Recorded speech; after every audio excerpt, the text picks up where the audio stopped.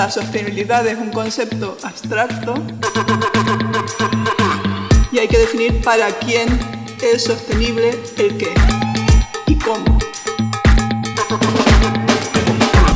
Más justo, más eficiente, más amable y desde una mirada que decía Francesco Tonucci, no sé si conocéis, que es un famoso pedagogo, desde la mirada de los niños.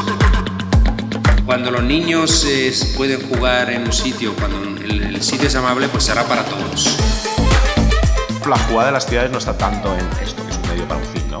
Sino casi esto como un contenedor para lo que está pasando ahora mismo, ¿no? Y el rol de qué es lo que pasa afuera. En el año 2014, España produjo 22 millones de toneladas de residuos. Al vertedero fue el 60% de los residuos que se generan. La movilidad está enfocada básicamente en todas las ciudades para ir de casa al trabajo, para la gente que trabaja, la gente que puede trabajar. En la ciudad vive más gente. Si estamos en el 60% y dentro de todos estos años tenemos que pasar al 10%, me parece que tenemos que trabajar mucho. Labios con Power es una plataforma para dar luz y voz a las ideas.